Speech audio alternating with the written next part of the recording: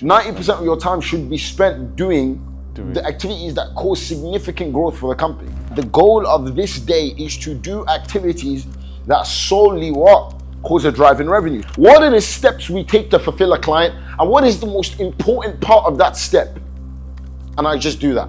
So this is where it's important to assess, like, okay, and break down each part of your fulfillment, right? Step by step by step. What things can you remove yourself from? Right, we've done sessions the last couple of days. How have you found them? Like, how do you feel like you're becoming? Who are you becoming now? I'm probably shooting myself in the foot. He should increase his prices. Even if you're just looking, if you care about nothing else but revenue, my revenue has increased by 50%. Your life, it needs to serve you. The things that you do, your business needs to serve you. So if you want to live by design, contact Sheikh Fawaz and make sure that you get your life in order. People don't pay for your service. People think this is the case. They don't pay for your service, so you're with them 24/7. And that's what we think people pay us for. No. In truth, it's not. No. Right? So things like communications, when you're on your way here or setting up the meetings or you need a doc, I'm not responding to that. That's low leverage for me. Now it's important for you that you're served and that you get that doc, but that's what my EA is there for. So even there's parts of client fulfillment that you shouldn't be there. I only do the high leverage stuff when it comes to client fulfillment, meaning essentially everything around coaching my clients has nothing to do with me. The only thing I do is actually I'm the person there delivering to what? Client. Meaning everything else, if you think of it, has been taken care of. So even that's where I want you to look at your client fulfillment. And this is what I've done. What are the steps we take to fulfill a client? And what is the most important part of that step? And I just do that. Yeah. Because when it's time for the important stuff, you're there. It's me, right? It's me.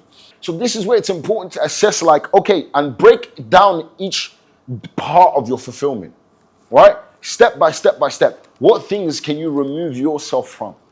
Sheikh, so if I wanna, I'll break this down for you. Maybe you can help me out here, because some of it I do struggle with, and I think, like I said, it's a limited belief for me.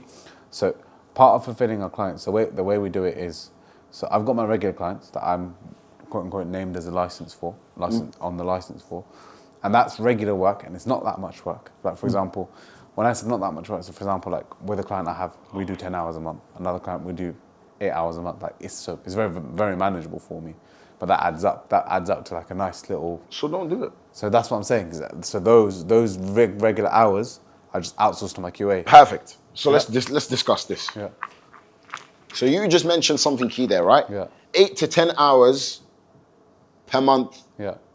That you have to fulfill, but they're not really super important work. Yeah. Okay. Outsource. No. That's the exact kind of work you want to outsource.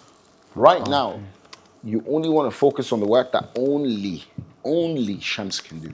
Yeah. That's all I focus on in my company. So that's what you need to do for me. So split these categories. And again, you want to put in your deep work times. These are times where you're actually going to engage in proper, uninterrupted deep work. And I tell people, like, look, although it's a choice whenever you do the deep work, I take it seriously. Don't give that time to something else. Respect the time you set for things.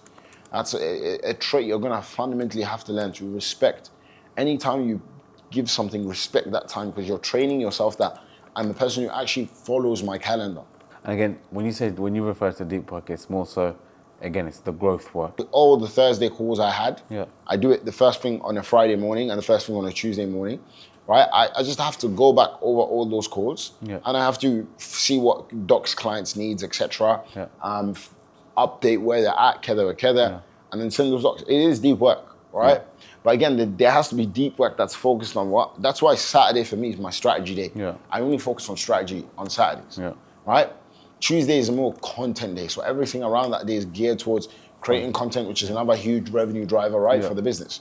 But especially Saturday and the early parts of Sunday before I meet clients and fulfill them in person. Yes. Like majority of the days, to be honest with you, I'm only doing, like I do deep work every single day other than my rest days. Especially me being here will help a lot, because for me there, like in the UK, like I said, people have just woken up, the day has just started and 100%. 100%. That's why, like I said, like If you're wise, I know obviously now summertime is a bit peak and difficult, Yeah. but your key hours are going to be after Fajr, Yeah. before the bulk of people have actually gotten up. So this is what I want you to do. I want you to revisit it, all right? Revisit it one more time, idnillah. Just look back over it, be conscious of this. It's very, very important. What days and times, you don't want every day to look the same. No. It shouldn't be that way. People think it's supposed to be that way. It's not, okay? Certain days should have certain themes of that day. Yeah. Like, again, and then you want to obviously consider your Quran and batch things together as much as possible, right? So for me, I do Fajr then Quran straight away. Because I know if I don't do Fajr then Quran straight away, I probably won't find the time or something's going to happen during the day. Like, I don't set important stuff during chaotic periods of my life. Yeah. This is the theory. If you open wide spaces of time, people will always take up those spaces of time. Yeah. But for me, I don't leave it open. Therefore, people take the open ones. Yeah. Right? So now nobody wants to book outside Monday and Thursday because no other, that's the thing, right? So that's exactly what it needs to be. And by the way, have free periods in your calendar. It's not a problem to have. People think they need to fill up. No, because that's the kind of moments we leave for the chaos and the things and the da-da-da-da-da-da-da. But I have like a theme that if there is nothing, I am doing something. So I will be reading a book, or this is my time where I can X, Y, Z. Yeah. All right, and this is why, like I said, bro, the bulk of if you want to grow this, Yeah. you're going to have to take your mornings very seriously. Yeah. You know, and you're going to have to take your mornings very, very, very, very seriously. Because these are the things during the day that could and may come up, and it makes life a little bit difficult, etc. And why you're going to need to train people to be able to handle this chaos that you're now handling. Yeah. Right?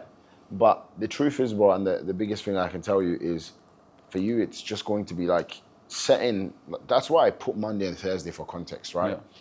These are 2 days on the opposite sides of the week. So, bro, if something happens on Tuesday, cool.